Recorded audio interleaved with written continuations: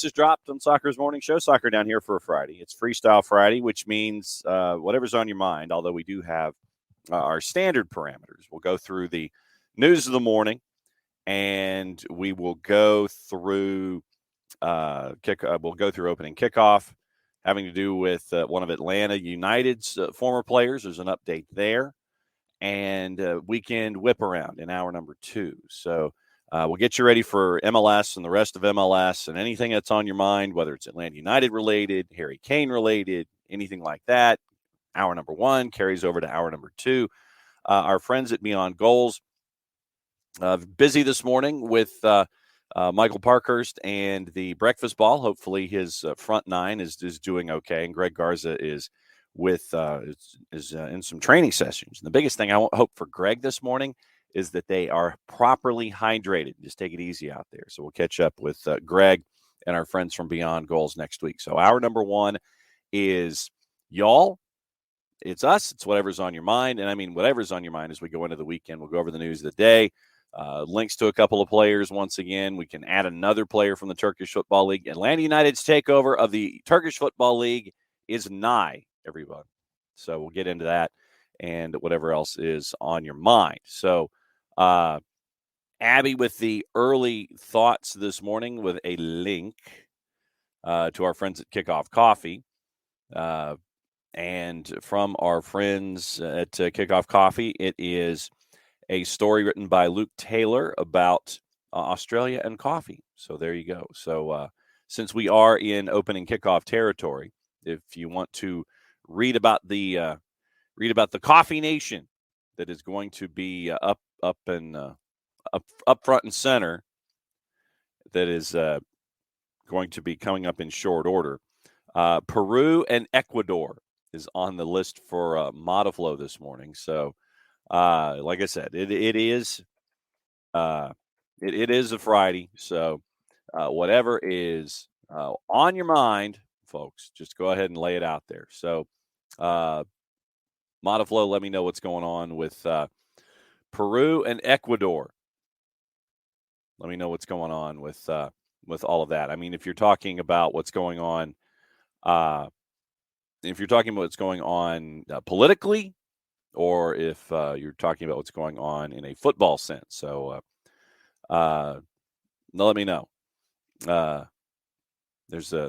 See, now I'm feverishly trying to figure out what's going on, Modaflow. So opportunities and challenges of the Peru-Ecuador electrical interconnection. So there's a story on that. So if we're looking at things politically, geopolitically, let me know. If there's something that I missed, which wouldn't be a first time, let me know. But opening kickoff brought to us by our friends at Kickoff Coffee, kickoffcoffeeco.com. And if I can, there we go. QR code right there for those of you who are watching on Twitch.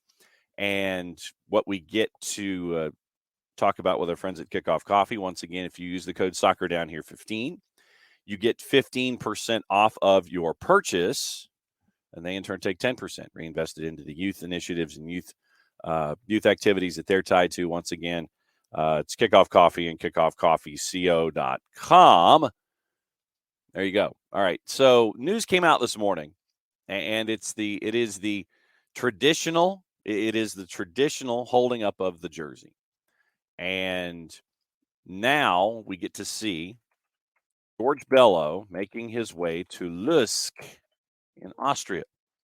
And so, wouldn't you know, George Bello is one of my saved topics in Transfermarkt. So, George Bello, with the market value of €1 million, has been signed by Lüsk.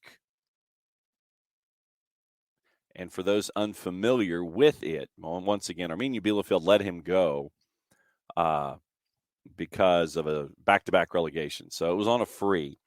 And so Lüsk they have been in the first tier in Austria for 7 seasons.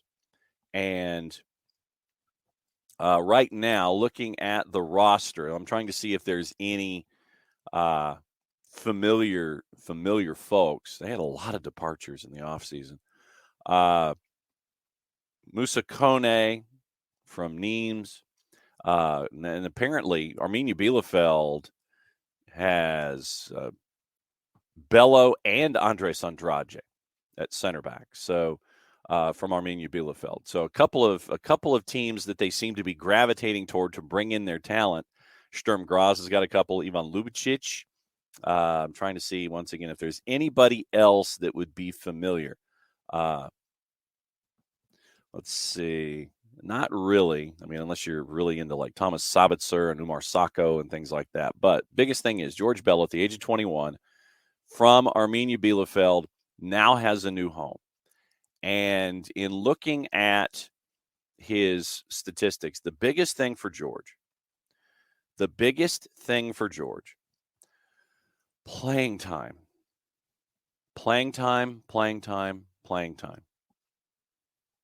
Most of his time, obviously, he's been as a left back, 66 matches, 2 goals, 4 assists in that time. But the biggest thing for George, once again, getting reps. Go through last season, it was 25 matches total in all competitions in Bundesliga B. He had 2 yellow cards. Most of the time it was as a substitute, didn't really start a whole lot. And in the Bundesliga 2, he was in the squad for 30 matches, 21 appearances.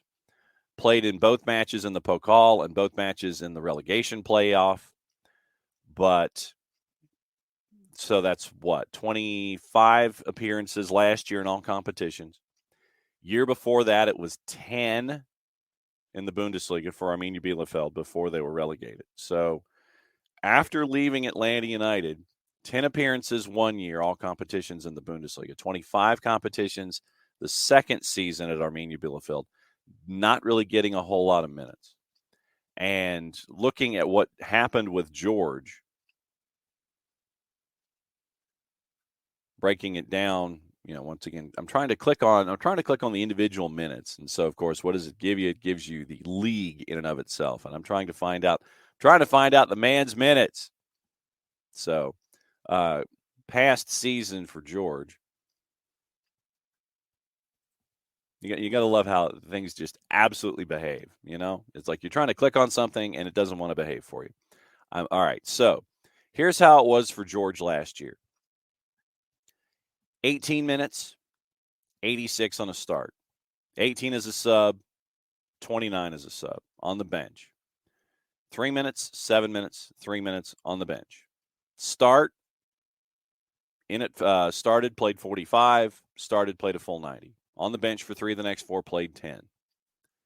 8 minutes, 19 minutes, started and played 83, started and played 68. On the bench for 2, played, and this is March, played a full 90. Not in the squad for the subsequent 4. 5 minutes, 17 minutes, 10 minutes, 28 minutes, on the bench for 2, and then played 34. Not in the squad for any of the international friendlies. Started one of the matches in the relegation playoff against Van Wiesbaden, played 17 minutes in the other. So, biggest thing for George, he's got to get reps. He's got to get playing time at Lutsk, and it's got to be consistent. If he wants to continue to grow his game, got to get playing time. And looking at Lutsk themselves, just to kind of give you an idea as to where they have been. We said this is their 7th year in the Premier League, in the top division for Lutsk in and of itself. And so since, once again, folks don't want to behave, we're having to go all the way back out before we come all the way back in. And once again, you look at fine transfer marked. I will go to Wikipedia then. Do it this way.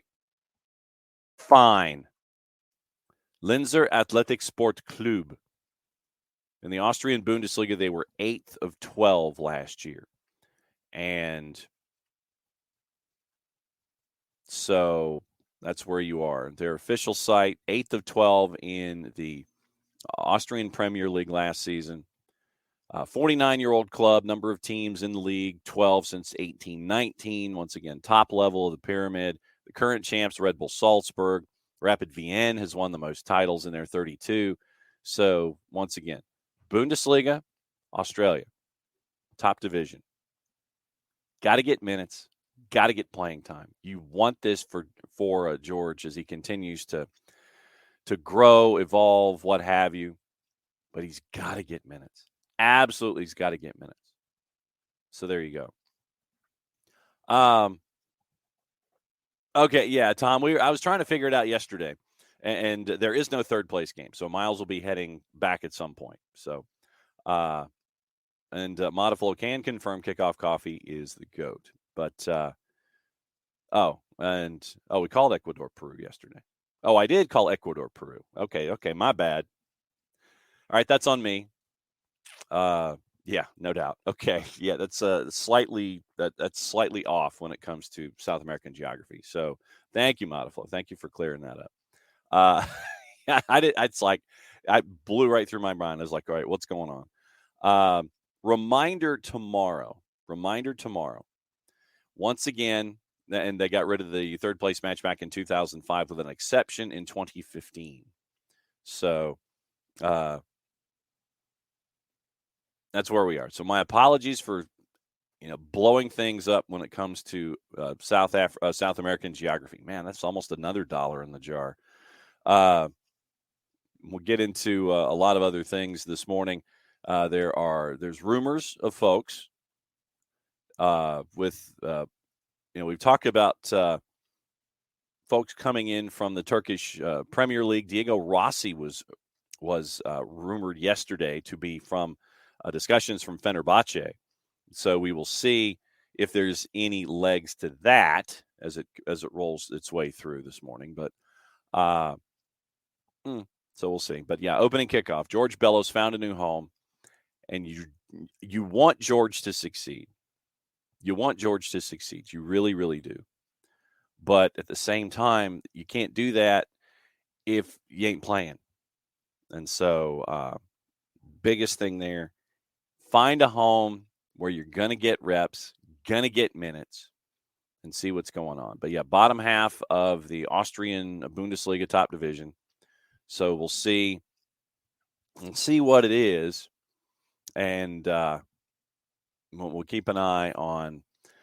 We'll keep an eye on George, and obviously we'll keep an eye on a bunch of different moves. Like I said, we mentioned Diego Rossi being added to the stacks yesterday. When it comes to possibly, probably, maybe interest from Atlanta United. But then, according to our intrepid sources that we always have, and our intrepid searchers along the interwebs, Tom Russo is saying that the Sabalojanidze move, say that 10 times fast, the 28-year-old winger, is apparently, possibly, probably close. So Tom says, speaking rumor, sounds like the move for the Georgian dude. And we mean that by Tbilisi. We do not mean that by like Warner Robins or something like that. So if we go back, if we look at things this morning, we look at how things are with Sabalojanidze.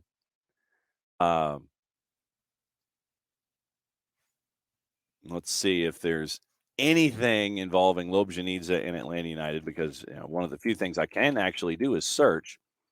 So once again, from the 11th, there's the note. But so Sabalojanidze, apparently, possibly, probably close. So we'll see what happens there with Lobjanidze working forward. News from Tom this morning. Oh, and we'll get into shopping here in just a sec. Shopping down here. According to David Ornstein, the Premier League is going to switch from Nike balls to Puma when the current deal expires in 2025. Nike's given every opportunity to extend, but no agreement's been reached. Partnership will end after 25 years. Puma has struck lucrative contracts to take it over. So that's from David Ornstein. Premier League is going to Puma in 2025. So there you go. So Abby now has the info about the ice cream. We got to remind folks about the weekend and the weekend traffic, by the way. Free ice cream being passed out from 5:30 to 6:30. Abby, I can only hope, and I mean this in all seriousness, that stuff stays as cold and as covered as humanly possible. I hope that there's been a lot of dry ice purchased. Free ice cream in the supporters lot and the tailgate lot from 5:30 to 6:30 tomorrow. But remember that your day can start as early as 1 o'clock. 1 o'clock tomorrow at Reverb by Hard Rock.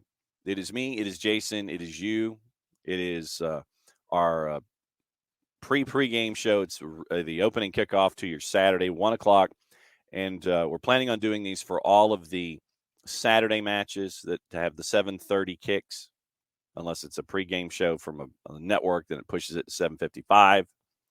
So 1 o'clock, Reverb by Hard Rock, me, you, Jason, pre-kick, all that kind of stuff. And we're going to be doing that for hopefully all of the Saturday matches that are 7:30 kicks for the remainder of the season. So come by, stay cool, because I imagine that our friends at Reverb will not open the garage doors because of the heat that is anticipated. So 1 o'clock tomorrow, be there, and it'll be fun to hang out with everybody as we get ready for Atlanta United and the Purple Team. We're going to go from 1 to 2. Then tailgate lot opens at 2:30, so it's the perfect beginning to your day. You start with us. You start with lunch. You work your way down the street. You go downhill because it's a downhill walk from Reverb. Downhill walk from Reverb to the tailgate lot. So you start with us at 1 o'clock. We go from 1 to 2. It'll be on the network as well. But we'd love to see you there, and love to see you guys talking about the Purple Team and whatever else is on your mind with Atlanta United. Once again, we got that today too.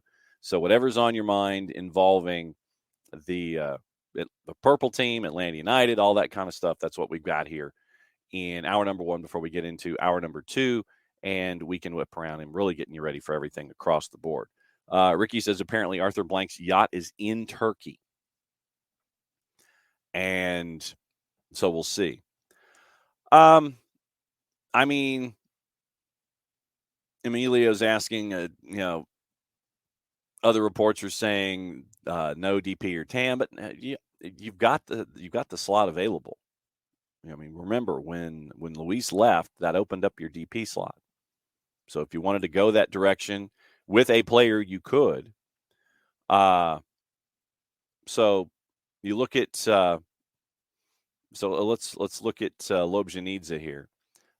Predominantly a left winger, can play on the right, can play attacking mid. For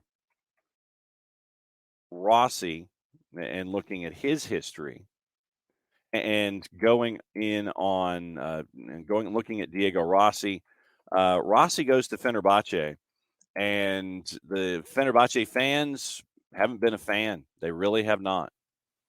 They were anticipating the repeat of what he was doing at LAFC in a league that is far more physical and literally can be car crashes at times when you're trying to have defenders, trying to knock talented wingers off the ball.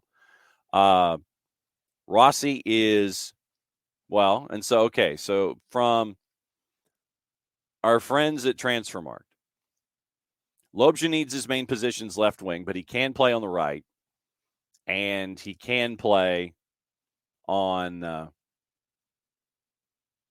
and he can play attacking midfield.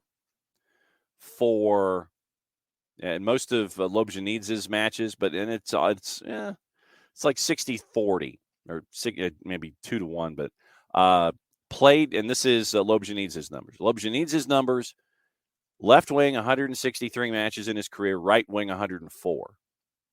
So 16 out of 26 is what? 8 out of 13. 13 is 91. So 50. It's like 56% of the time in his career. Sorry, I was trying to do math quickly. 56% of the time Lobjanidze has played left wing. 44% of the time he's played right wing. Rossi on the other hand, for his numbers, Rossi has been listed by our friends at Transfermarkt as left wing, right wing, center forward. He's predominantly a left winger. 144 matches is basically 2-1 everything else. So left wing, 144 career matches, he scored 51 goals. 109 combined where he has played right wing and center forward. So combining those other two, you don't match it. So he's predominantly a left winger in his career. But Lobjanidze, 55, 45, 56, 44, has gone left wing, right wing in his career. So possibilities are there. Left wing, right wing for Lobjanidze. Rossi, left winger. So that's what you're looking at when it comes to those numbers. And you're staring at the possible, if Emilio, if you wanted to try and get both, Lobjanidze would be, so Rossi would be your left, and then Lobjanidze could play on the right if you wanted him to. So that's what you're looking at with those. Lobjanidze could also be depth on the left, but once again, you're talking about Caleb Wiley over there as well. But might be setting up the Caleb if you were to, and this is trying to put the puzzle pieces together. You bring in Rossi, say you do. Then Rossi would be on the left wing. Then you would be trying to it would be Tyler Wolff in the middle. Tyler Wolff on the right, and then Gigi up top. Then Caleb would be on the left. It'd be your left back, and Lobjanidze would be a part of your attack on the right-hand side as well, backing you up on the left. So who knows? But like I said, trying to put the pieces together. Lobjanidze could play on the right. He could be a part of the attack over there. Rossi would be your left winger, just by looking at the matches that are played. So we'll see. So Arthur Blank's yacht is apparently in Turkey. We do not have any bat signals coming from there just as well. Alex just keeps hearing Sabado Gigante. So you look at Sabado Gigante, 6, 8, and 10. That was how it was always there. So this would be a supporters question, Tom. So can we yell Saba much like one would yell Shaba in a Shaba Rank song? And I would imagine so. Just, Saba, just do it that way. Brewster's is, okay. Okay, so Abby says Brewster's is bringing the ice cream truck. That's important. Located half in Faction, half in All Stripes. Which halves? Just making sure. Ricky running through the numbers. Rossi, 59 goals here in Major League Soccer from 18 to 21. But, yeah, the expectation when he went to Fenerbahce was huge. And in that league, in the Turkish Super League, it is a different animal. And Fenerbahce fans, for the most part, have been like, nah, not fans of the output of Diego Rossi so far. So, as we sit here and see if there's any kind of an update this morning on Diego Rossi, looking at our friends at Sports Digital who have over 900,000 followers, seeing if there's anything latest from Yagis Sabinchuolu. I think I got that right. So just trying to figure out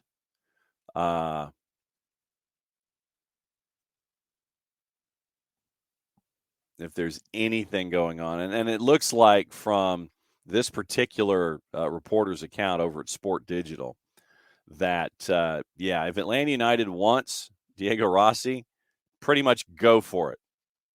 So we'll see what that looks like when it comes to Diego Rossi and Atlanta United. But let me double check with our friends at Sports Digital and see if they have expanded the story any early on.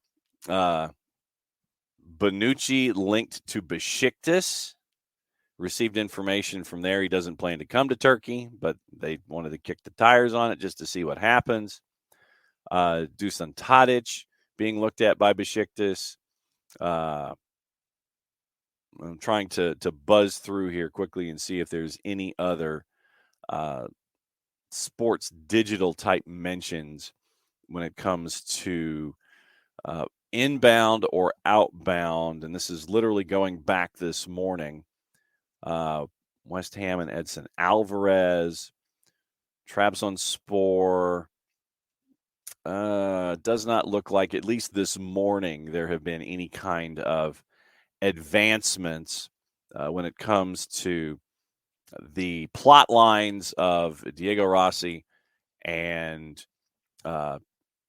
Sabalobjanidze and the possibility of Atlanta. But if Arthur's yacht is there, we probably should have another kind of boat watch. And no, the Lobjanidze transfer fee would not be $10 million. And I don't think also that it would end up being the same with Rossi. So we'll see. We'll see what it is. So keep an eye out. Once again, check your sources. Sports Digital with an E at the end. Obviously one of the top folks, top sources, top agencies when it comes to media in Turkey. So keep an eye on it. Diego Rossi, Sabalobjanidze. No Lobjanidze would not be a $9 million or a $10 million plus transfer fee. And I don't think Diego Rossi would be either, considering the level of discontent and the lack of output that has happened at Fenerbahce. Fenerbahce finished 8 points behind Galatasaray, by the way, in the Turkish Super League this past season. High Temp Saturday's only 90? Wow. Okay, only 90. I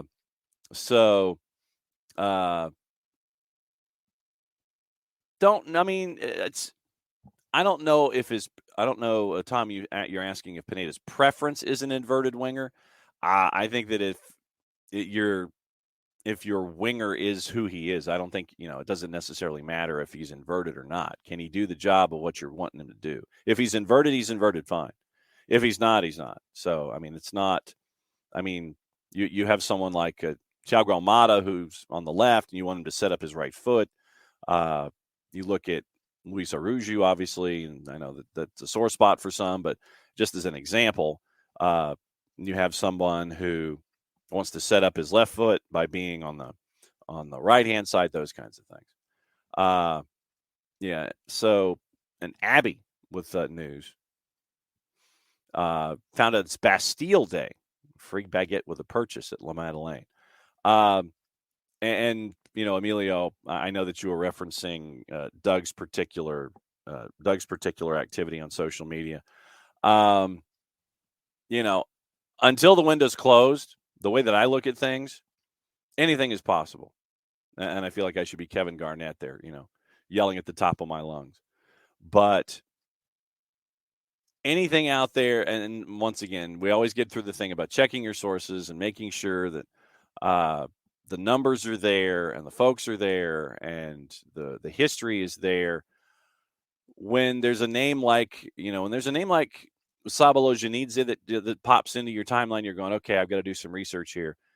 And you're going, okay, we can hang on to this one. Diego Rossi, once again, you look at the discontent, and I'll put that in quotes, with Fenerbahce fans. You sit there and you're looking at it going, Fenerbahce would be like, yep, get him out. And if that's how things are with Diego Rossi and Fenerbahce, you might be able to get him for less than 9. And if you can bring in both, say, if you were looking to do this, I have no basis in knowledge of wondering whether or not you would want both Lobjanidze and Diego Rossi. But if you bring them both in, 10, 11, 12 million bucks for two dudes that can help you out offensively. And so, that's what you're staring at. But once again, we always sit there and say, check your sources, check your numbers, check all that kind of stuff. And just to follow along in your sources when something like this happens. If it's like 570 dudes that follow a guy that says, I heard from It's like the Christy Swanson scene in Ferris Bueller.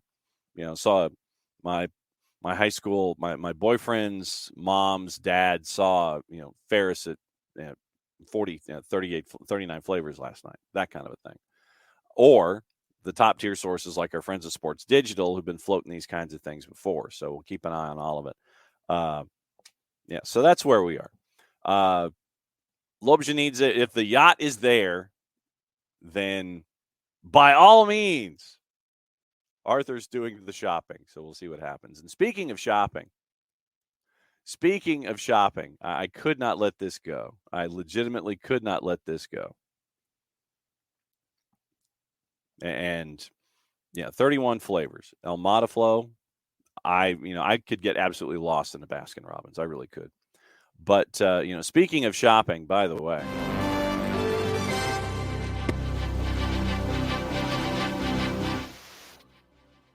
Lionel Messi shops at Publix.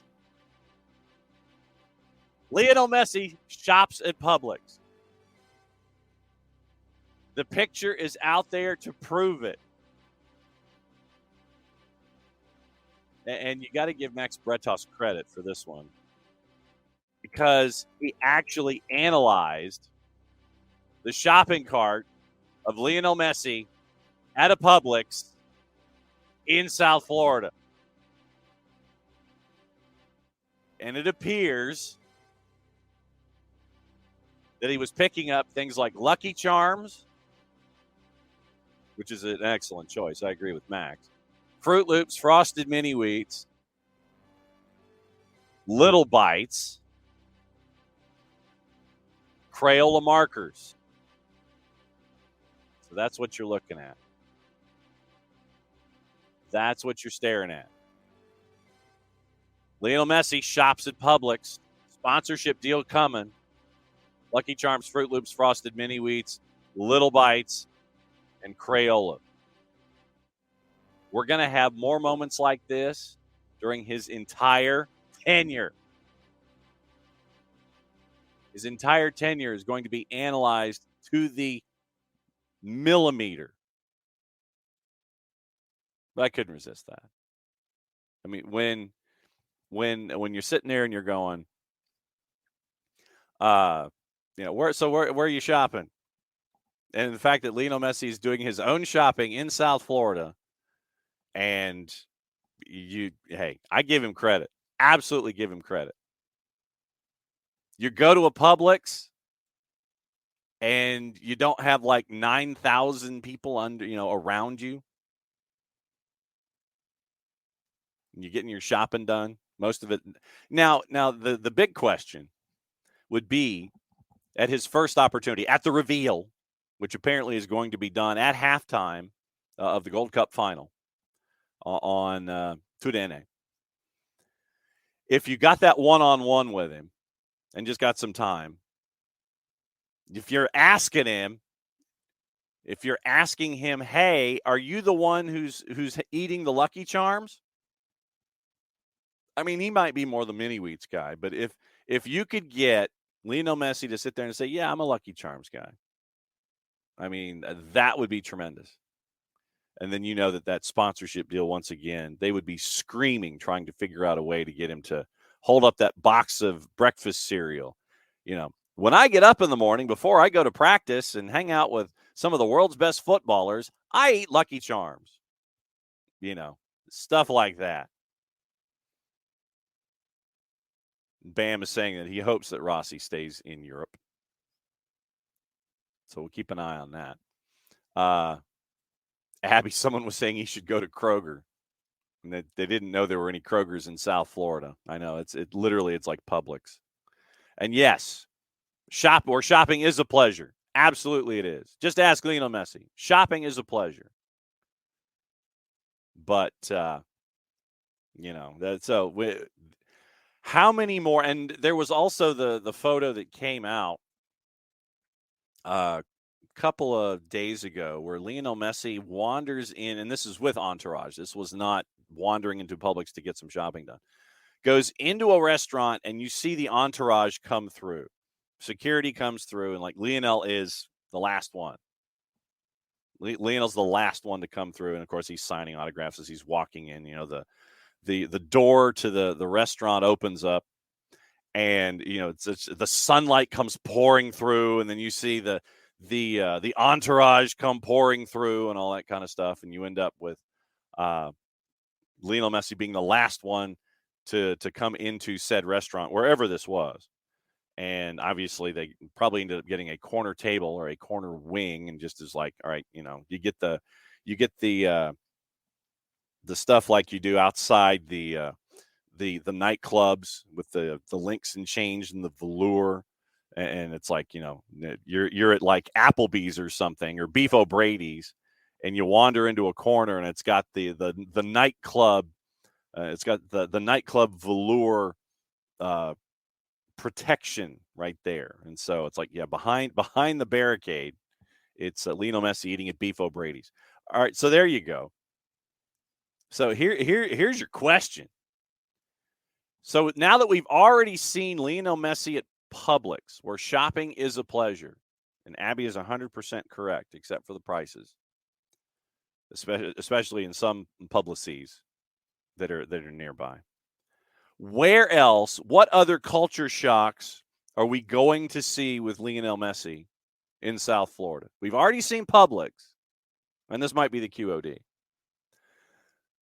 Where else would you see Lionel Messi that would create those culture shock photos like we've got with Lionel Messi at Publix?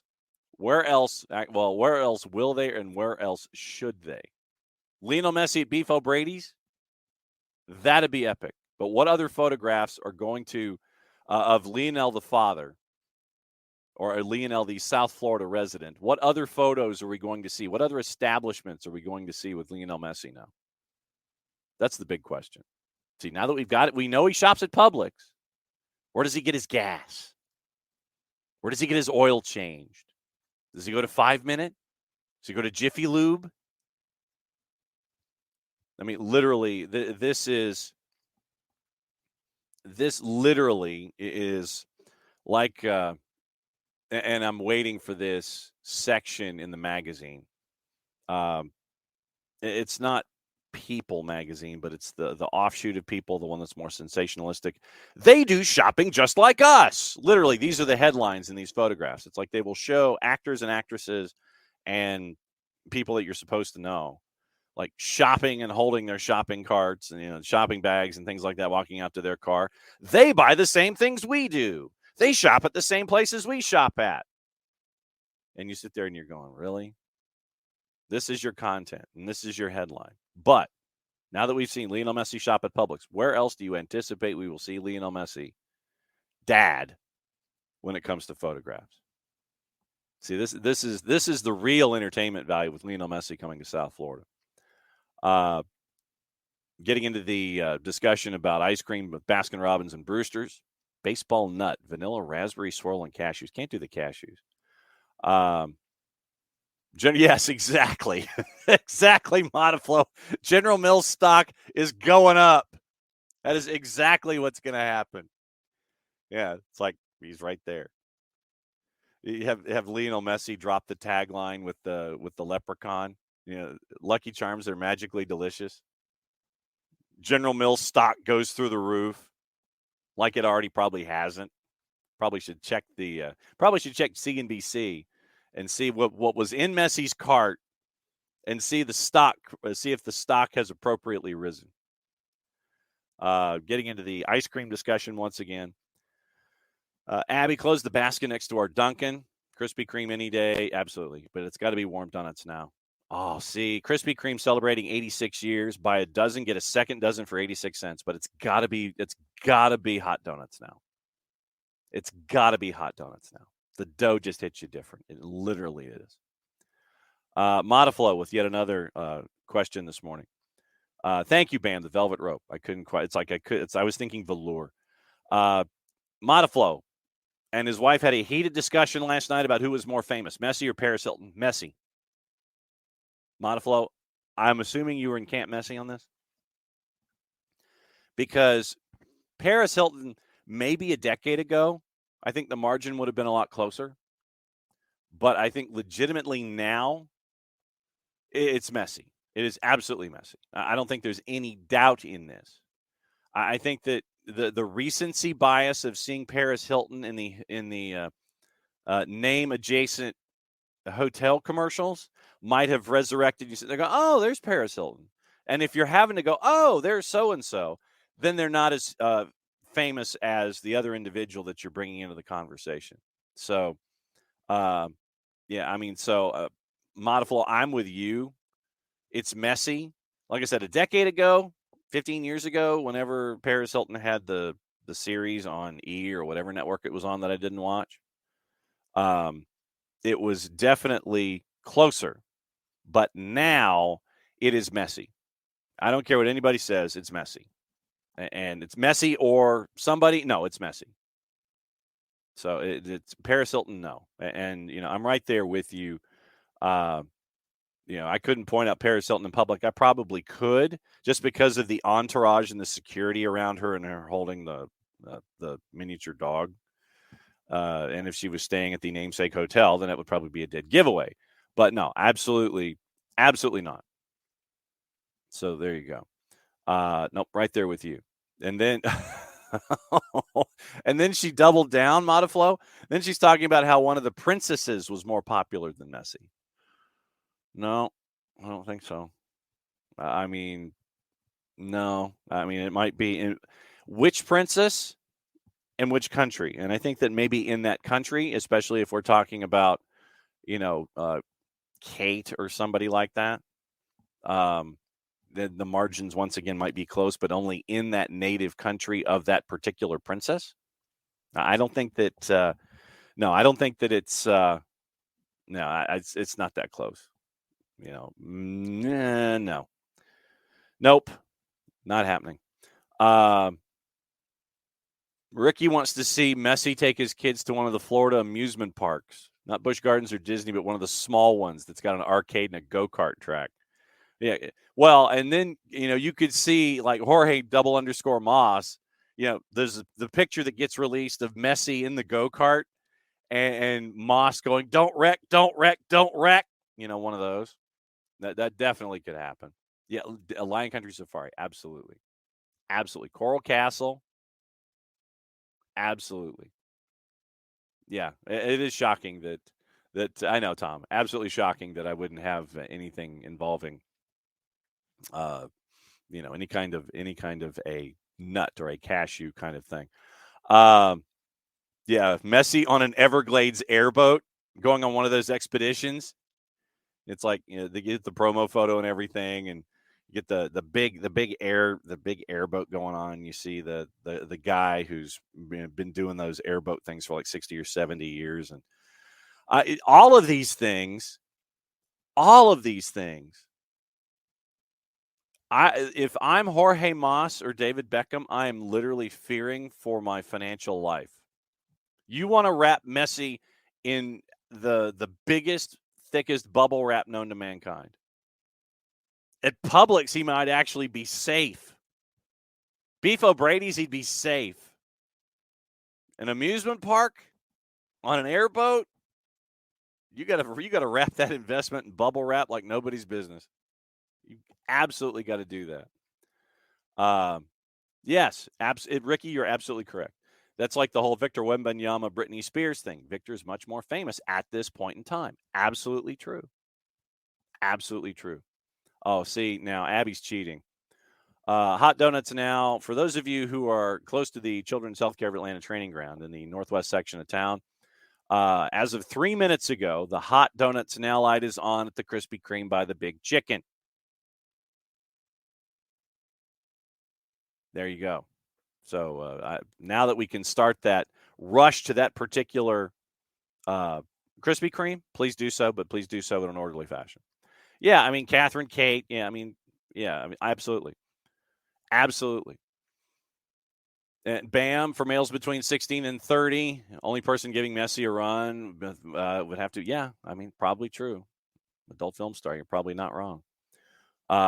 Yes, absolutely, Abby. Get the pictures with the parrots on your arms. You see Messi and the family with like parrots and the macaws and the cockatiels and all that kind of stuff. You get the exotic birds with the pictures on Lionel Messi.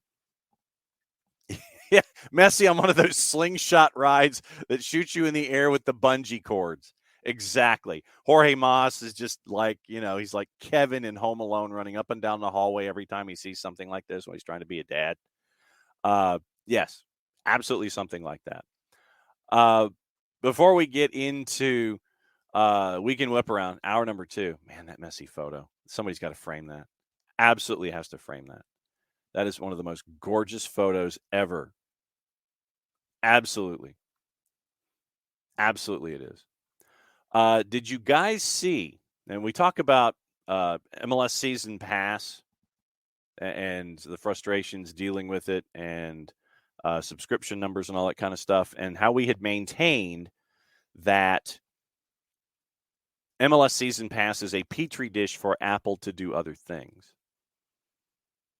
It appears Apple and Bundesliga have been in talks about a potential future streaming deal. This is from our friend Christopher Harris at World Soccer Talk. Currently, ESPN, they've got the deal through the end of the 25-6 season.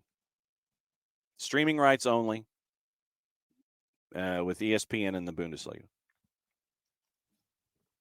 $30 million a year, according to Harris at World Soccer Talk. Bundesliga's ability to prove the streaming-only model works recently paid dividends. In Canada, DAZN acquired the Bundesliga rights through 26.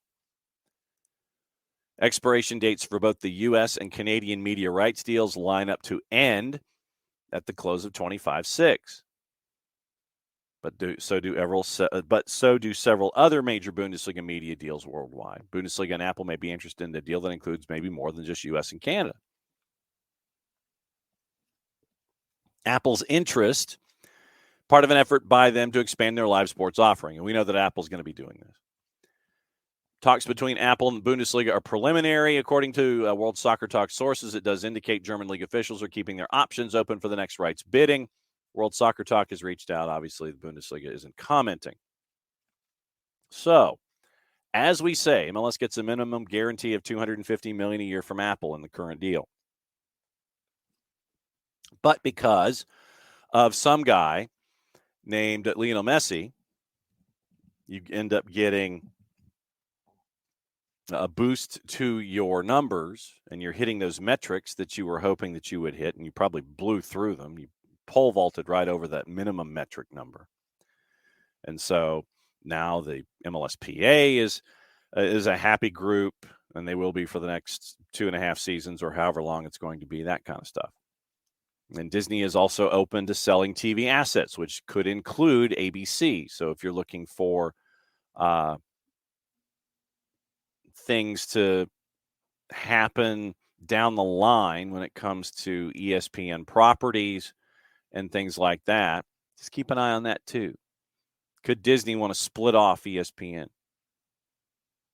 Once again, something to keep an eye on, because we all know what ESPN does with all of their streaming properties and things like that, and our subscriptions to the Plus and everything.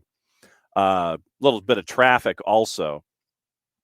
Later today on the network, we will have the NPSL Southern Conference final preview. We'll go back over the semifinals, get you ready for the finals. We caught up with Jack Marchant, the head coach at Georgia Revolution.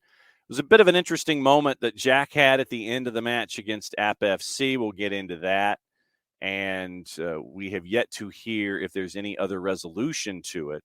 Currently, Jack is on a red card. He can be in the building at North Cobb Christian on Saturday for Apotheos and Georgia Revs. They are appealing. And so we've yet to hear anything about an appeal when it comes to the Revs. So Revs at Apotheos is your Southern Conference final. That is Saturday night, 7 o'clock. If you are in Kennesaw and can catch the NPSL, you can. We'll catch up with Jack and get you ready for the final with Apotheos later today. And also the USLW League is in their national semifinals. And we caught up with the head coaches of San Francisco Glens and with Willie Davis from North Carolina FC. And so that's 2 of the 4. Indy 11 is in there. Eagles SC is in there as well. Glens have to travel to the mic to take on Indy 11, and Eagles go to North Carolina FC. So that's your Final Four, and we'll find out about the USLW national semifinals. So that stuff will be up later today on the network after lunch. Getting into news and notes here as we go. Sheffield United currently looking to sell. The current buyers looking to sell, newly promoted. Recently gained access back to the top flight, finishing second in the championship, played in the Premier League during the 21-22 campaign. Bloomberg now reporting Saudi Prince Abdullah bin Musaid Al Saud wants to sell. Previously purchased a 50% stake in the club back in 2013. Former Blades co-owner Kevin McCabe offered then to sell the remaining shares. Al Saud agreed and officially took over ownership in late 2017, looking for $220 million to sell the club. Valuation would be higher than what Bill Foley paid for Bournemouth. He and Michael B. Jordan and that group, as Foley paid $186 million then at the time. So we'll keep an eye on that with Sheffield United. And this was the main reason that Foley decided to buy into the Premier League and not buy into Major League Soccer, because when he was asked about it, he's like, man, I'd be dropping $800 million. I'm paraphrasing. He'd be dropping about $800 million in a building and in an expansion fee when he could spend a quarter of that and be in the Premier League. And so that's why Bill Foley did it and paid only $186. And so he's owning right now. He is the owner of Bournemouth, but Sheffield United is looking for they're looking for an owner because their Saudi Prince wants to sell, and we'll keep an eye on that. Telemundo is going to make history with their Women's World Cup coverage, airing every single match of the tournament, 550 total hours between July 20 and August 11. Man, we're less than a week away. First time ever in Spanish language history, all 64 matches broadcast across all linear platforms live. First time ever, all 64 will stream on direct-to-consumer platform as well. And there's also an article up by Rachel Bachman about how FIFA's sale of Women's World Cup rights went wrong. And so if for those of you that can subscribe to the Wall Street Journal, it'll be it's a read where Gianni Infantino thought that we really could cash out here, and he was incorrect. They wanted to strike new rights deals that would value global broadcast rights for this World Cup at $300 million. They're going to settle for closer to $200 million in the end, on track to bring in about $50 million or so in new broadcast rights sales, about a third of the $150 they'd expected. Delays in rights sales could also depress viewership and all but freeze the tournament out of Japan. And in the article several years ago, Fox agreed to pay a lump sum for language rights, for English language rights to 23 and 26. FIFA didn't say what value it has assigned to the women's event, big rating, strong ad revenue. FIFA still had the chance to bring in new money by selling the 23 rights that weren't included in bundles, primarily in the Big Five, England, Germany, France, Spain, Italy, as well as in Japan. Then FIFA awarded the tournament to Australia and New Zealand, 9 to 10 hours ahead of Europe, and 14 to 16 here. When our coverage will be interesting, but we'll see what it goes there. European audiences for the 2002 World Cup in Japan, 30% smaller than they were for the 2006 World Cup in Germany, and that's understandable.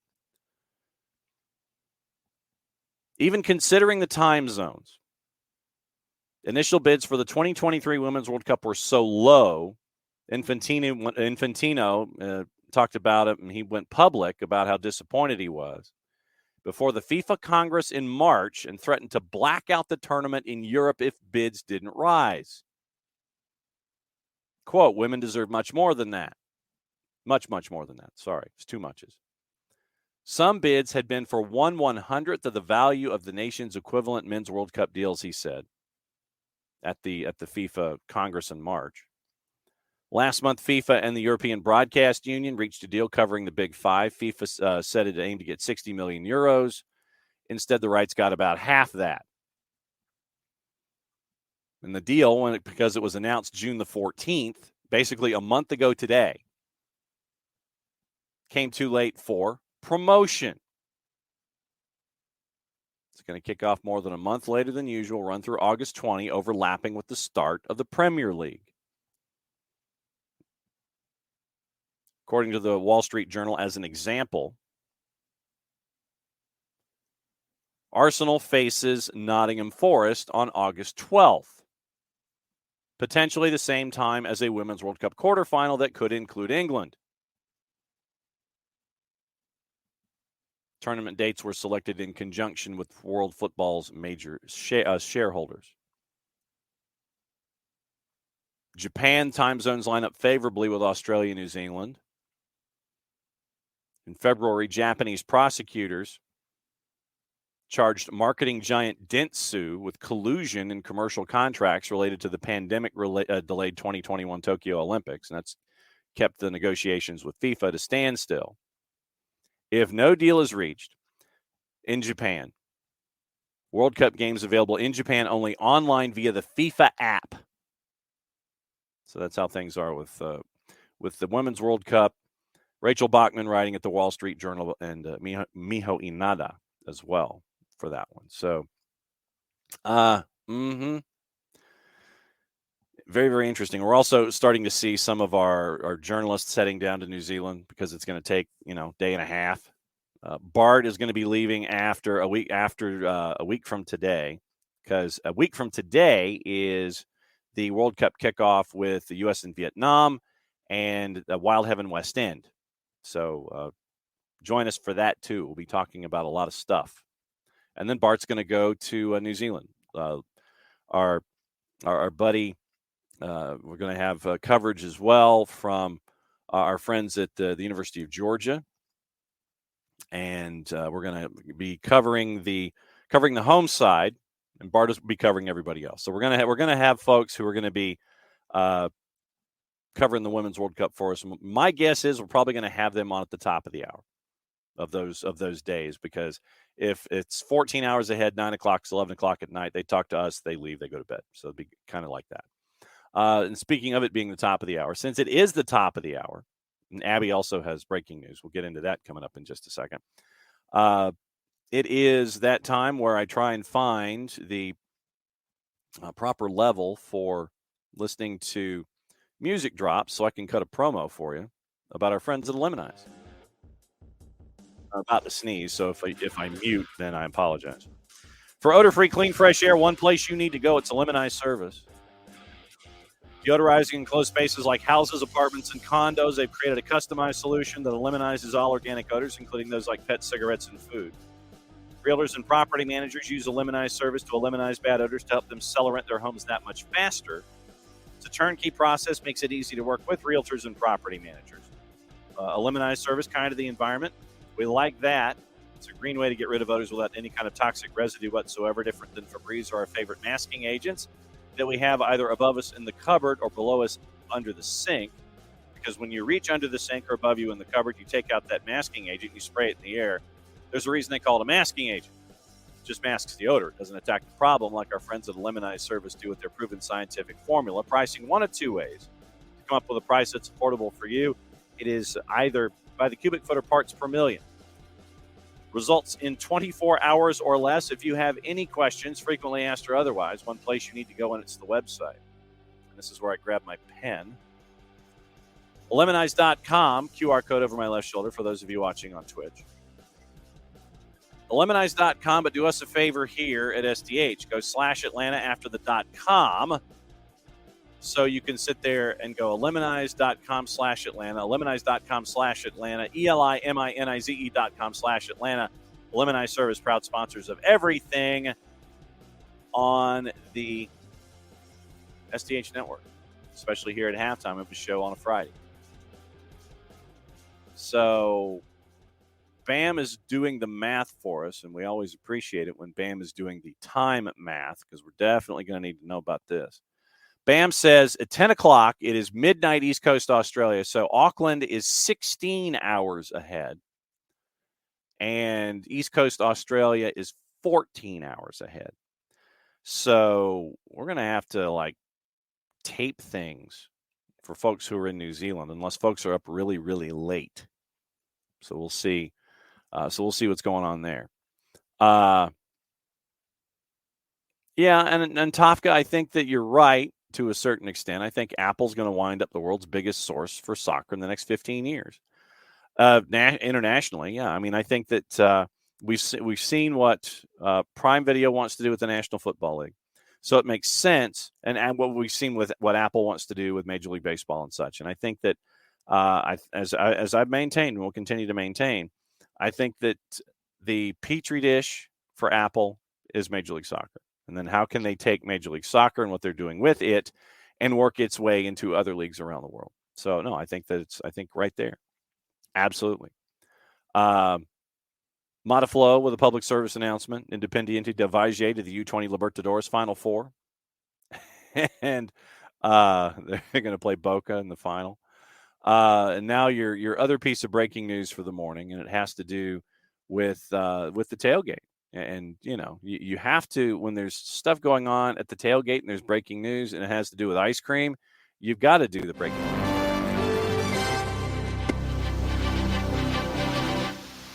All right. So, we've been talking about the ice cream that's attached, and we now know the guest servers for the ice cream on Saturday afternoon.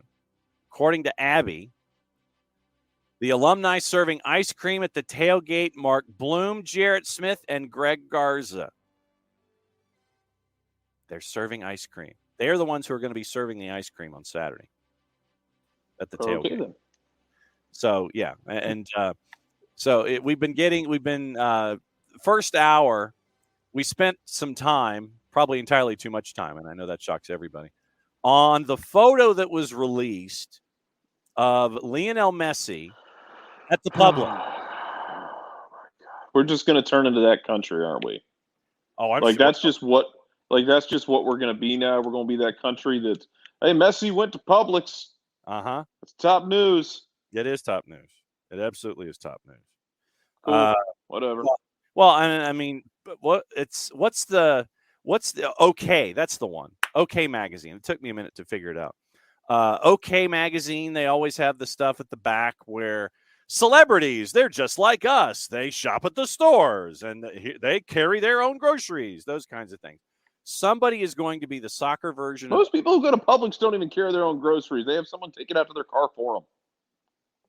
Yeah. So, I mean, that's what you're staring at. And so somebody's going to be the soccer or sports version of OK and get it all figured out. And it's like Lionel Messi goes to Publix and that kind of a thing. Someone is going to be the South Florida version of OK Magazine when it comes to Lionel Messi. I can guarantee it. Yeah. And for the record, because this was the thing that I think really aggravated me during the pandemic when everybody was, where celebrities were doing the whole, we're struggling with this, that, and the other. Y'all got more money. Y'all got enough money. It's okay. You'll be okay. I'm sorry you're locked in your house. Mm-hmm. Yeah. Exactly. Meanwhile, folks were losing their job left and right and getting laid off. Yes. So that was one of the things that we were staring at this morning is like, now what other photos would we like to see with Lionel Messi? It's like, do you see him at Beef O'Brady's with the velvet rope, in the corner where he and his family get to eat at Beef O'Brady's? Is it Lion Country Safari? Ricky had mentioned having him on one of those airboats. Please put him on an airboat. I want to see it. Yes. I would pay good money to see it. Bam is saying get the picture of Lionel Messi at Chuck E. Cheese. I don't wish that hell on anybody, bud. Mm-hmm. But yeah, we spent some time on where folks should see Lionel Messi. What pictures? Now that we know that he shops for Lucky Charms and Crayolas and Little Bites and things like that, where else will we be seeing photos, or where should we be seeing photos of Lionel Messi going forward? Well, what I'm trying to remember now, it's think it's Willy's Wonderland is the movie. Uh-huh. It's a very insane low budget horror movie from like 5 years ago. That's one of these Nicolas Cage projects that was just absolutely bonkers for no good reason. Um, so Nicolas Cage lost all of his money because he spent it all. At one point, he bought I know at one point he bought basically like part of a dinosaur, like the actual fossils, not like the replicas, but he bought fossils. But he spent a bunch of money, so like Nicolas Cage will do anything, which has led to some amazing films, Yes. some disturbing films, but some amazing films. Mandy is one of the weirdest movies I've ever seen, but it's outstanding. Okay. Um, but I think it's Willy's Wonderland. I think that's what it is. But it's basically like a Five Nights at Freddy's kind of thing where like Nicolas Cage rolls into town not saying a word, takes a short-term job working like overnight custodian at one of these Chuck E. Cheese kind of places where the animatronics come to life and try and kill him. Yes. Oh, that The sounds end. all right. Yeah. Bam, if it isn't Harvey Levin already, it will be Harvey Levin. It will be TMZ. They will run Messi all over the place. It'll be Messi all day, all night. Yes. Messi at Wawa is what Ricky is looking for, but he's already laid his claim to Publix. I don't know if he can go to Wawa. Messi don't show up at a Buc-ee's. Yep. Alex wants him at Flanagan's with a rack of ribs, curly fries, and an 86-ounce Coke. Good God, you want him dead? Cool. Just say you want him dead. There you go. Don't beat around the bush. Yes. Breaking news out of the Premier League: the Arsenal confirmed the Urian Timber deal is now officially official, and Gigi and Miles are training this morning for Atlanta United. Since it is the second hour, getting into weekend whip-around territory, starting our talk on Atlanta United and the purple team, mentioning Gigi and Miles training, good. That is good when it comes to the purple team coming to town. Obviously, Jarrett, you got to have a short-term memory with what happened in the midweek with New England. An absolute blaster from Polster where Brad was screened and Carlos Heel, the first 45 was insane Carlos Heel. So, We talked about. I mean, but we talked about it the morning of. Like, yeah, you don't stop Carlos Heel. You kind of want to contain him, but you don't straight up stop him. And then you got in a situation where you let him counter, and he did Carlos Heel things. Yep. He's been doing Carlos Heel things since he came in the league. Yep. Don't give up the first goal. Like, yes. When you're clearing that ball in the box, that right there is exactly why they teach you. When you're clearing it out of the box, clear it away from the middle of the field. Clear it to the sides, because when you clear it to the middle, you let somebody run on and have a crack, and you get one where it's kind of through a forest of legs, and next thing you know, it's in the back of the net. Yep.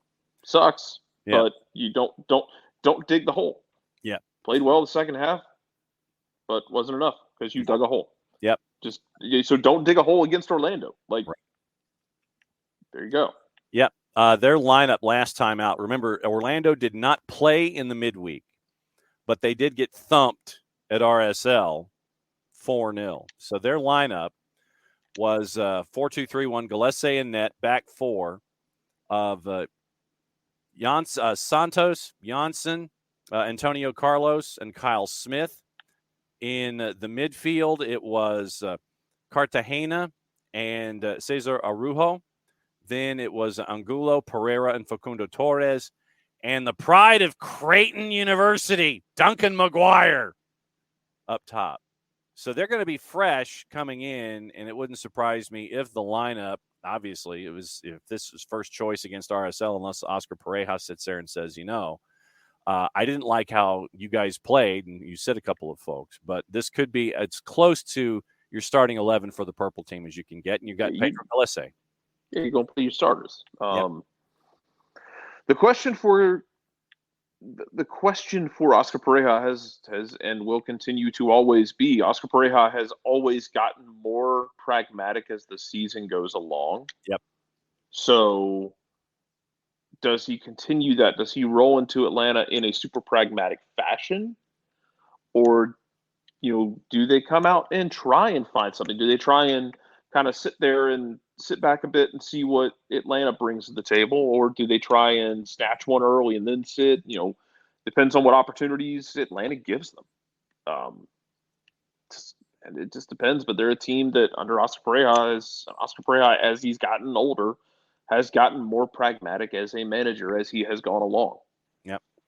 It's just, take it for criticism if you want to. Take it for whatever you want. But he has gotten more pragmatic as the years have gone by. Mm-hmm. And especially as the season goes on, he just kind of slides back into the shell just a little bit. Mm-hmm.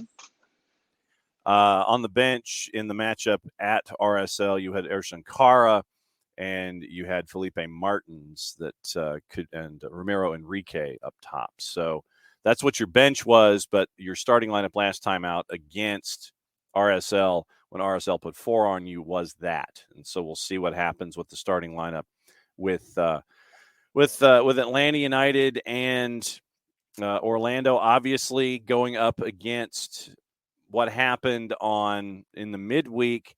You look at who played. Obviously, you look at who started, but obviously you're probably going to get some folks, and this will be where the physios come in big. Your starting lineup reminder in the midweek: Brad, Caleb, Luis Abram, who is really, really, this is the Luis Abram that we thought that we would be seeing. This is the Velas Luis Abram. He's really getting into a rhythm right now. Caleb Wiley, Luis Abram, Juanjo Purata, Hernandez, and Lennon. Then in midfield, Sadic, Sosa, Wolf, Almada with Miguel Berry up top. Then you look at the summary, and I'm trying to dig up the minutes that it was. So you had Tyler Wolf played 45. Derek Etienne came in and played the second 45. Sosa played 45. Hosechu came in to play the second 45. Machoke Chol came in, gave you 20. Miguel Berry played 70. Obviously, they're going to keep an eye on Gigi, so we'll see. Can Gigi give you 45 with the hamstring? Where is the hamstring right now? Can he give you 45? You start him. Miguel Berry gave you 70. Chop came in to give you 20. He got the goal short side on Petrovic at the death to make it 2-1. Ozzy Alonso gave you 20 minutes. Amar Sadic came in to give you 70 again. Mosqueda ran his butt off for 15 minutes. Caleb Wiley gave you 77. And so that's what you're looking at when it comes to lineups and how it could be with, minutes and things like that. But the minutes is what we're going to be staring at with midweek minutes, recovery, integrating Miles and Gigi. How many minutes can they give you? And working against Orlando. So I think, Jared, it's a juggling act from a couple of different directions. The midweek and also reintegrating Gigi up top and Miles at the back. Yeah, you just got to see how much they've got in the tank.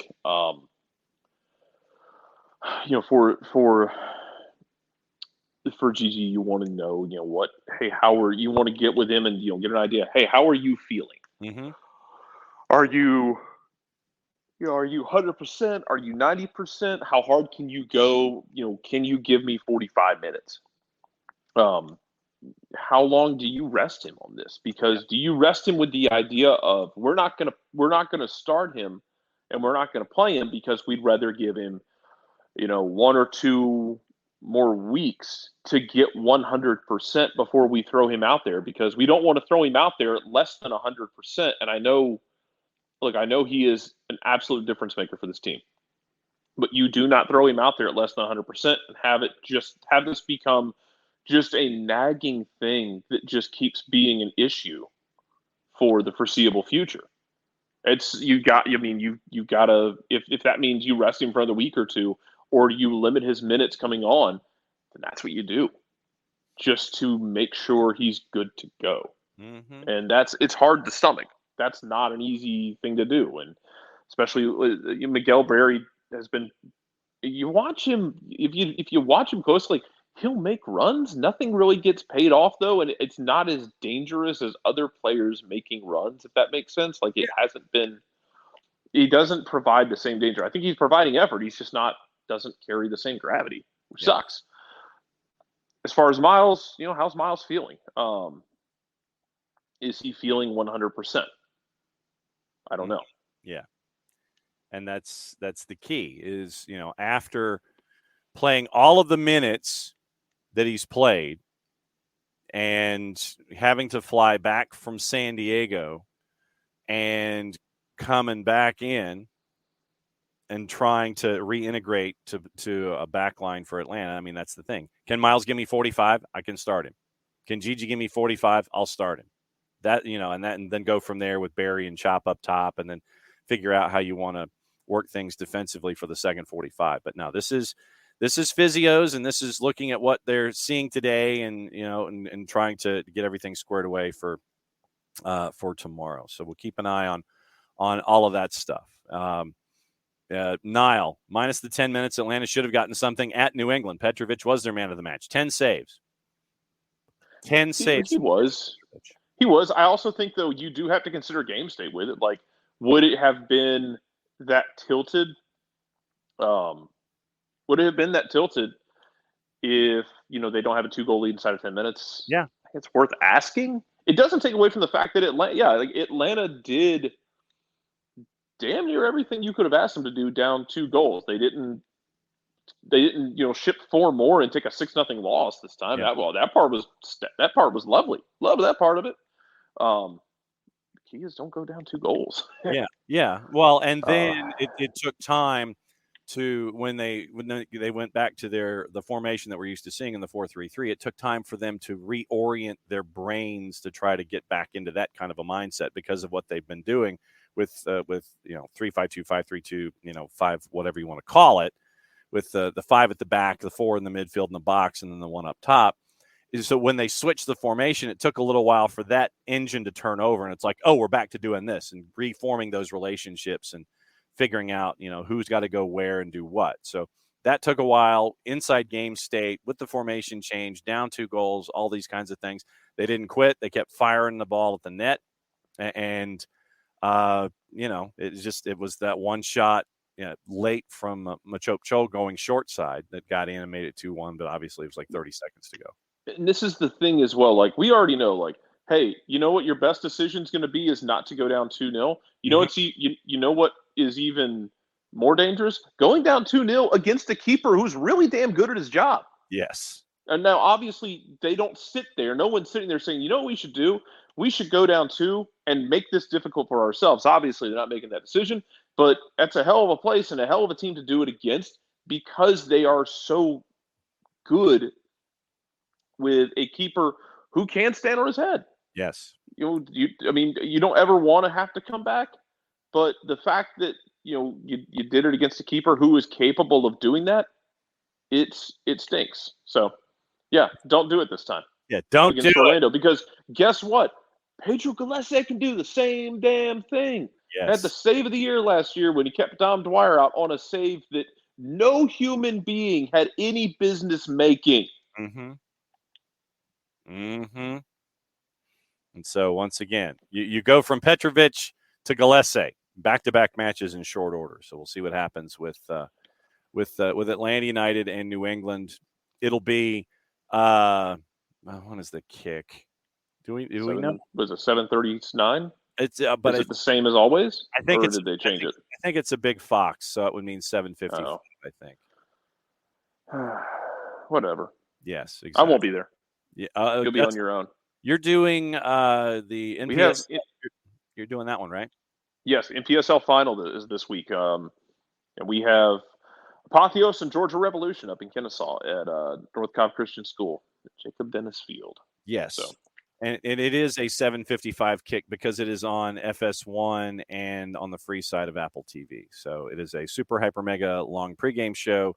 Mike and Jason will be on at 7, and they'll be on 92.9 The Game on the Odyssey app, and they'll go from 7 to 7:55 talking about this one. And as Jared has mentioned, we caught up with Jack Marchant, and that'll be a part of our conference preview coming up later today on the network. We'll go through all the 2 matches that got us to this point. We caught up with Jack Marchant, and they'll get you ready for the NPSL Southern Conference final coming up tomorrow.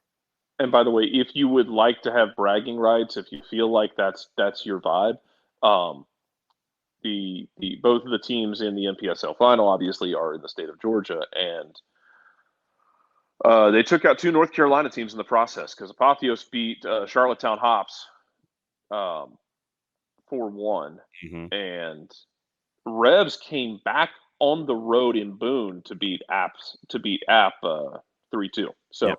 Bounced on, yeah. yeah, Georgia 2, North Carolina none on the weekend. So yeah. Yep. So you got that.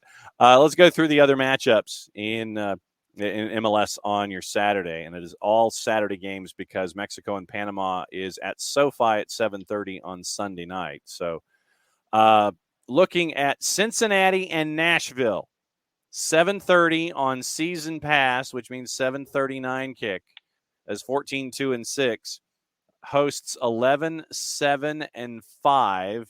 And the biggest question this week, frankly, out of these two teams is, will Nashville accept the large offer, whatever it is, from the Qatari Super League on Hani Mukhtar? Cincinnati at TQL's a -108. Your draws a +245. Nashville on the road's a +3 spins. I don't think they will. To answer your question, I do not. I don't think they can afford to right now. Nashville has been not good for the last month. Yeah, last five, yeah. Yes, it has been bad because it is the same problem it has always been. If Hani Mukhtar is not a superhero, Nashville has problems consistently winning games. Hell, consistently not losing games. Mm-hmm. They have 1 win and 4 losses in their last 5. The last time he went off, coincidentally, was against it was against St. Louis, where he dropped a hat trick on St. Louis. And you're trying to figure out, can he come to life, and can you live if he's not going to absolutely explode on people? Mm-hmm.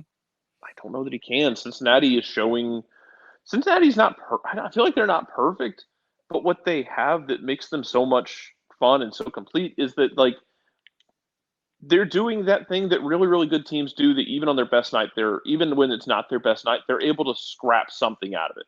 And some of that can be because of who they're playing. If a team they're playing, this time it was they went down 2-0 really quickly in Charlotte. And Charlotte has had trouble holding on to leads this year. Yeah. And yes, they have. But Cincinnati fought back and got a draw. Like, it wasn't their best night, but they scrapped something out of it. So credit to Cincinnati for that. Yeah, no doubt about it. Give me Cincinnati, straight up. Yeah, straight up Cincinnati. I got to go there too. Also on the board, it is Montreal on season pass going up against Charlotte. You can catch that one with our friends up at WFC. Where is that? That is at Saputo. Montreal. 8-12-2 hosting 6-8-8, and your numbers are Montreal on the plus side at a +112. Your draw is a +257, and Charlotte is a +225. That's not enough to make me choose Charlotte. Look, Atlanta getting something out of Montreal was not a small thing. Anybody who, if you want to try and downplay it, like, it's tough to get something in Montreal. It hasn't been a thing that has consistently happened this year. And it was impressive that Atlanta was able to do so. Could Charlotte do it? Charlotte has the talent. Charlotte's going to have to close out a game, which has been the problem for Charlotte this year. Yeah. A bit of an issue. Yeah. So I've got to go. I've got to go with Montreal getting right at home. And especially if I can get Montreal on the plus side at home, I'll take Montreal on the plus side at home. I mean, that's knowing what Stade Saputo can be. Yeah, I know past results have been suboptimal on multiple fronts for Erdan Losada. Just don't challenge Gonzalo Pineda after a match. Don't go right face to face. See what happens. Don't do that. Also in the 7:30s on MLS season pass, New England hosting DC at Gillette. 11-4-7 hosting 8-9-6. and I'm hoping that maybe the video board will be working now. Revs on the plus Hey, side. will their internet be working this time? I don't know. That's another good question. Revs at a plus 106. Your draws a plus 256. DC United's at a plus 240. I got to go with New England at home. Imagine treating your second tenant like an actual professional organization. What a sight that would be. Yeah, really. Revs are unbeaten in 12 straight at home. Yeah, against DC United. No, and once when New England. Yeah, New England. Don't think about that one. Petrovic is going to do something. Like it's going to be like there's going to be at least one Petrovic doing something really impressive. Situation it is what it is. And yeah, exactly. Yeah. Also on Season Pass 7:30 from Chester, PA. It is the Philadelphia Union hosting NYC. 11-7-4 hosting 5-7-11. The Union are a minus 112. Your draws a plus 262. And NYC is basically a plus 300. I'm not thinking too hard about this one. I'm really not. No. Union have won 16 of their last 19 home league matches dating back to June of last year, drawing 2. So they're 16-2-1. Shout out to the Union for playing in a game that pissed me off so much I had to like I watched a game in which I felt like the Union were not completely in the wrong when shenanigans happened. Yeah, let's get into this. Where's Rich at? Rich, I got to speak you into existence because I had to sit here and defend your team in that game against Nashville where Shaq Moore just decided to hip toss Carranza. Yeah, hip tossing Carranza. It just and I know, and I think it was Ben Wright had made the comment on Twitter about, look, you got Nashville fans can't have that where you're throwing stuff on the field. Like I understand you're frustrated, and nobody's innocent in that sort of thing. Remember, Atlanta fans threw stuff on the field at Toronto in 2017. That wasn't acceptable either. That was absolute redacted. And it was unacceptable when it happened then. It's unacceptable when it happens in Nashville. Yep. Don't throw stuff on the field at players. Nope. Don't be an asshole. There's the explicit rating. But the thing is, but bottom line, like don't do it. And the issue here is it's like you look, and we talked about it after it happened. We talked about it yesterday, and I think that it needs to continue to be discussed. Where now that video is out. You had some of the Nashville supporters going on the Bird app sitting there saying, well, they celebrated in front of our supporters section, and so we were in the right to throw stuff. You're never in the right to throw something at people. No. You're never in the right to throw something at a player on a field. That's where I can't deal with it, with the Nashville fans in that situation. You are never in the right to throw something at players who are on the field. Malice in the Palace is a different animal entirely. And we're not even going to get into that. I don't want to do what ifs, and I don't want to do a bunch of theoretical nonsense about, what if he did this, a bunch of nonsense. Don't throw stuff at players when they are on the field. And to your point, John, I know you're getting to it. I'm cutting you off. I apologize. It's all right. But, yeah, Philadelphia scores the goal. They're celebrating in a huddle together, kind of doing the hugging high five kind of thing. Like none of it was directed at Nashville fans. They were a good 5+ yards on the playing field, not off the field next to the signboards. You're on the field. Yep. Don't try and justify this absolute basura. I don't want to hear it. I don't want to hear your justifications of why it was okay. They're celebrating in front of us. Then grow some thicker skin or stay the hell home. You can't act like an adult. Don't come to the damn game, man. No. Jesus. And Ricky apparently reached out to the number one supporter for Nashville on the Bird app, and he said, Ricky says, I told that guy, I hope you never get to go back. And Ricky, I hope you're right. Yeah.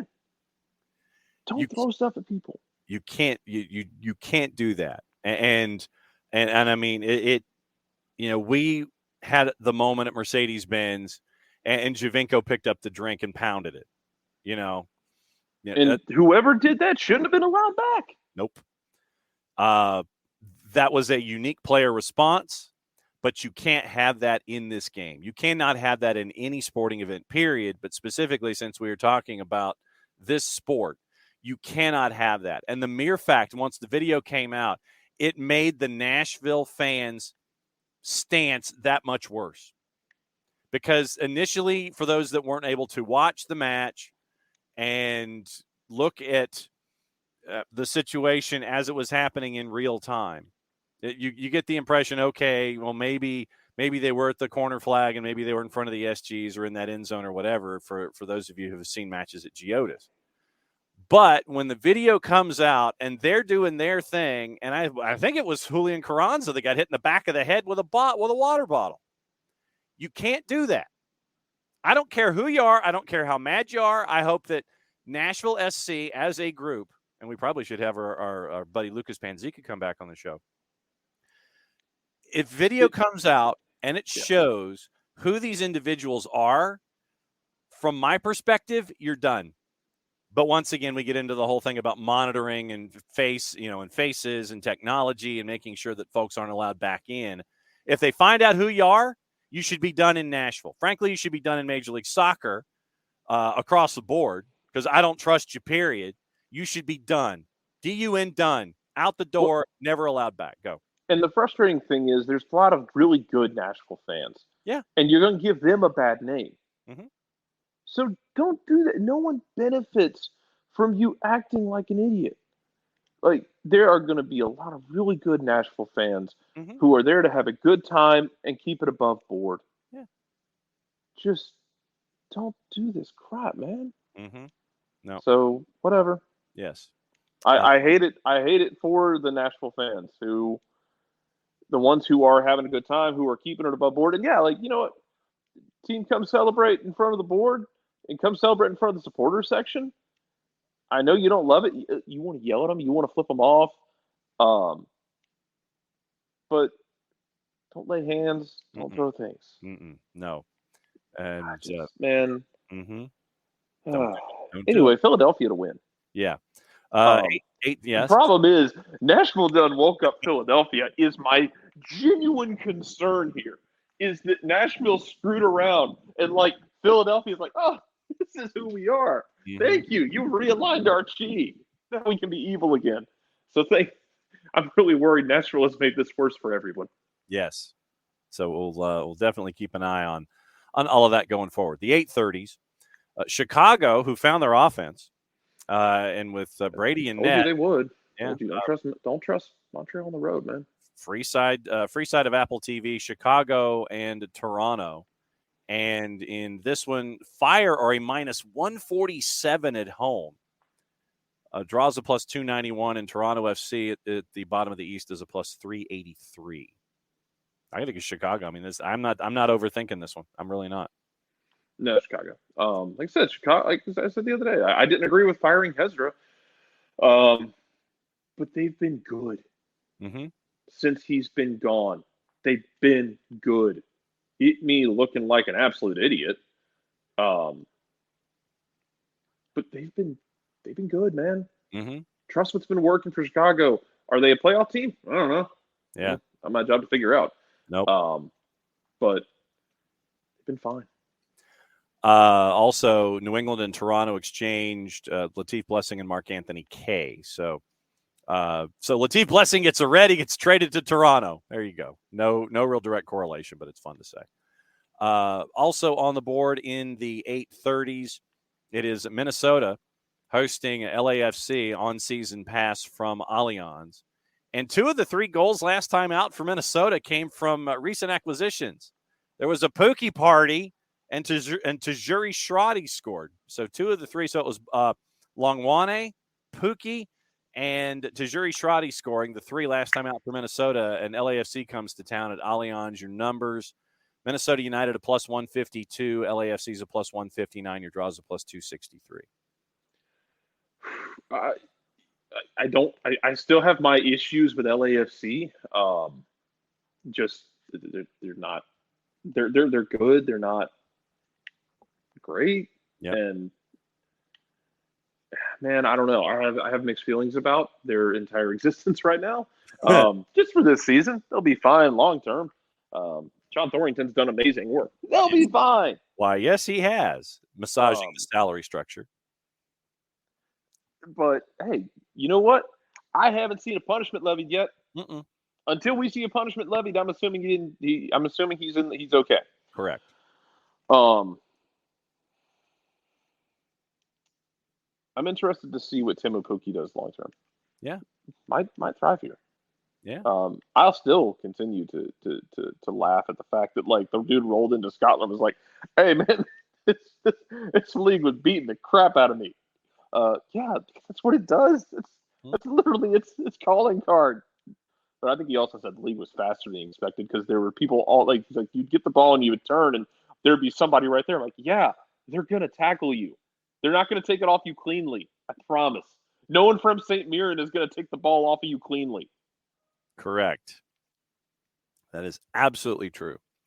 I'm looking at this one, and I'll go draw here, but I think probably the over is the better play with this one. Checking the totals quickly, see when it flips over for us.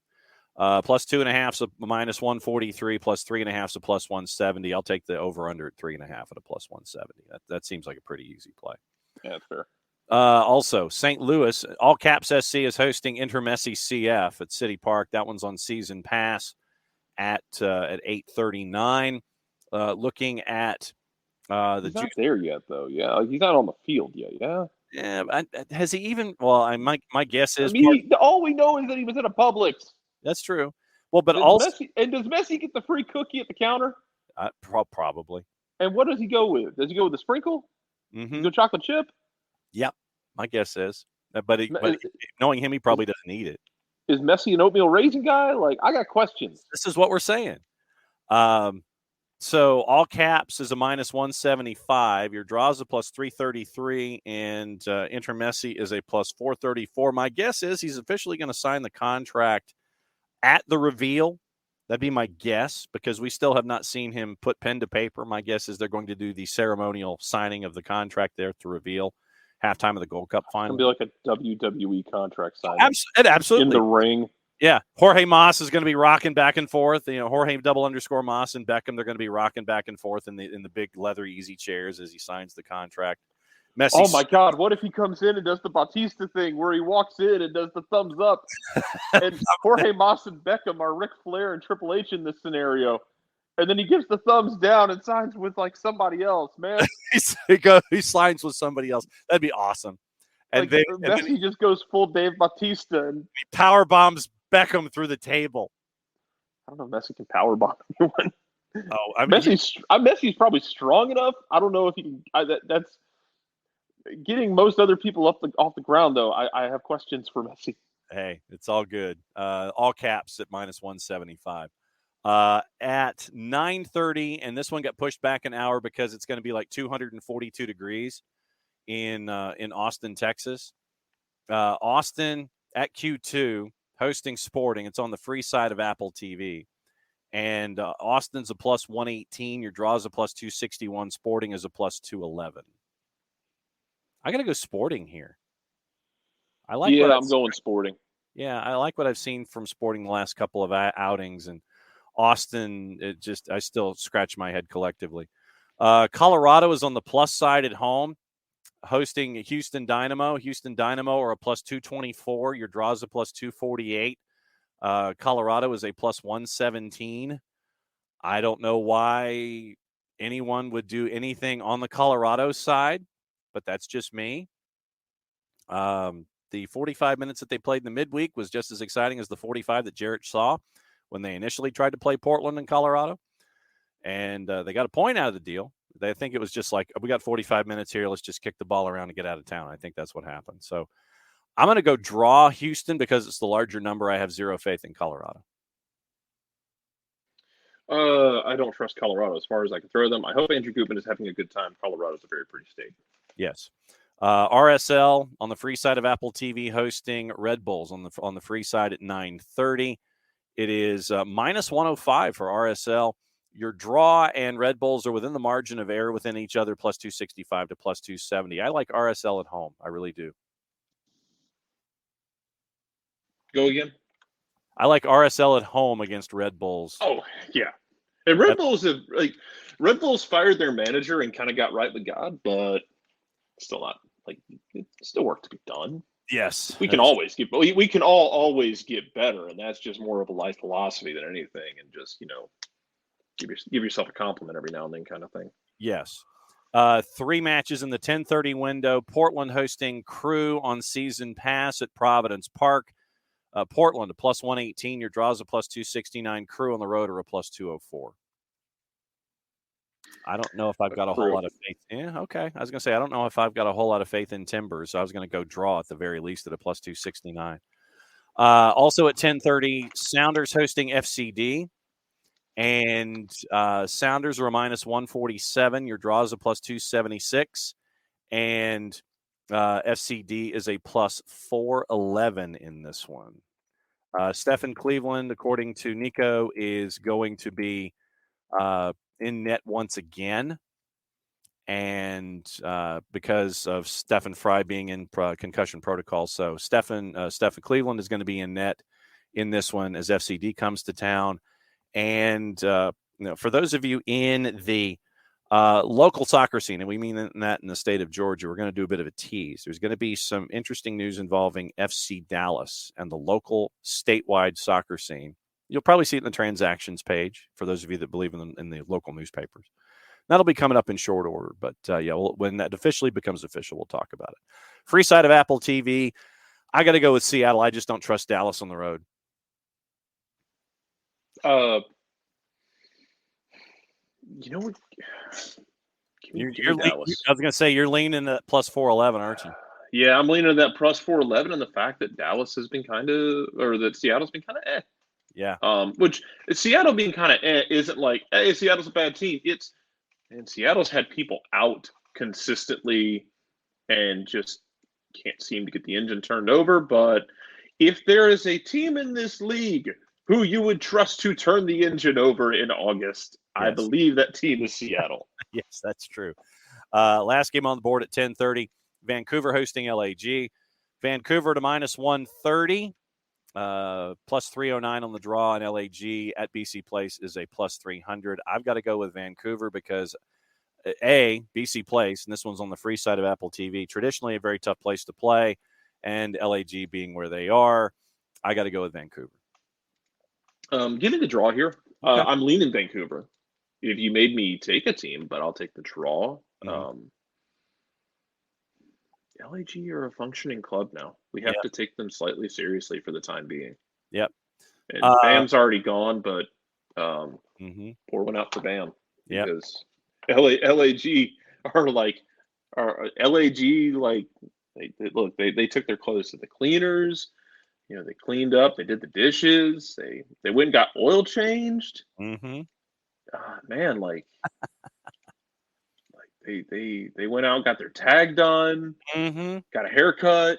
Yeah, that's true. Refilled prescriptions. They took everything to the recycling center that's been piling up for a while. They went to Publix.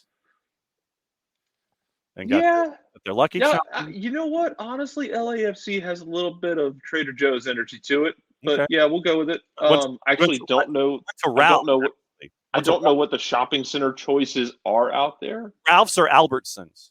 Okay, because I was thinking when I was in Colorado, the Kroger equivalent is King Soopers, which what the hell? First of all, yes. Who names it that? Who came up with that? Well, yeah. So, questions. I think legitimately it would be Ralph's or Albertsons. Would be your choices out there, and Trader Joe's. But yeah, if you're looking for the Krogers, it would be Ralph's and Albertsons. Okay, well, I mean, bottom line is you're in a situation now where Seattle's trying to clean themselves up. They went to a job interview. They're doing all those little things oh man, they might be trying to put their lives back together. It's good for them. We're going to encourage them. Cleaned up around the house. Did all that stuff.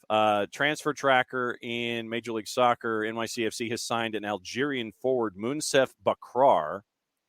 And he is coming from NK Istra 1961, the top flight side in Croatia, who we know, Istra 1961, from contract concerns with a player from Atlanta United too. So if that team sounded familiar to you, that's why. Joins as a 22-year-old. He joins the League U22 initiative under contract through 26 with an option for 27. LA Galaxy acquired defender Tony Alfaro from NYCFC. I think it was for up to 500. Wow, up to 500,000 in GAM for Tony Alfaro. Intraleague trade, 125 guaranteed GAM in 23, and NYC will receive an additional 375 if certain performance-based incentives are met. Vancouver Whitecaps have signed Andres Cubas to a contract extension. Charlotte has signed someone that is going to give Jess and Willie P more pronunciation homework. They have signed Belgian midfielder Brecht de Jaegere on a free transfer through the 25 season. 32-year-old arrives following a Coupe de France winning season where he captained Toulouse. During his career in Belgium and France, he's made 421 appearances, 37 goals, 50 assists. And so Zoran Kernetta brings in a 32-year-old midfielder, Brecht de Jaegere from Toulouse, to add to Charlotte. We mentioned the trade between New England and Toronto for Latif Blessing and Mark Anthony Kaye, and the irony was not lost on Alex. So Franco got suspended, sits his first game in Toronto. Then Blessing gets suspended and sits his first game at Toronto. Weird. That is true. That is absolutely true. So Franco Ibarra gets suspended. He's got to sit his first game. Latif Blessing gets suspended, gets traded, and he'll get suspended his first game. So you got that going on with the midfield with the midfield in Toronto. You picked up two players who are going to be sitting their first games because of red cards and red card accumulation. So, yay you! Good work. Also, Nelson Quinones is extending his stay with the Houston Dynamo. Option through the 25 season, option for 26. To complete the deal, Houston exercised the purchase option on his original loan from the side in Colombia, Once Caldas, last summer. The fifth player Houston has signed for seven-figure transfer fee since Ted Siegel joined in as owner back in 2021. The website, for those of you looking at Atlanta United, is in the forest green background. So it's they've changed the color background. It's in the forest green today. So it's representing Forest Kit and all that kind of stuff. So I assume that just means you're gonna wear the Forest Kit against Orlando. So Orlando will be probably in their purples, and Atlanta will be in forest. Yes. Which I don't like. I'd rather make Orlando wear white. I'd rather wear the red and black at home. In a rivalry game, I like to wear. When it comes to rivalry, I like to wear your standard colors. Yes, absolutely. News out of Women's World Cup. Molly Hudson from the Times newspaper. Ireland World Cup warm-up match abandoned as Colombia was, quote, overly physical. A pre-World Cup friendly had to be abandoned after only 20 minutes of, quote, overly physical play, which has left Ireland's star midfielder Denise O'Sullivan hospitalized 6 days before their first ever match in the tournament. Behind closed doors against Colombia at Meakin Park in Brisbane, abandoned Friday after O'Sullivan was tackled by a Colombian player, causing a shin injury. Understood that in the moments before the incident, Ireland were already unhappy at the level of excessive physicality from the Colombian players. The referee, Caitlin Williams, showed 2 yellow cards in the opening 20 minutes before the tackle on O'Sullivan. The FAI, in a statement, confirmed it. Quote, the second sentence, the game, which was held in Meakin Park, Brisbane, became overly physical, and it was decided following consultation with the match officials to end the game.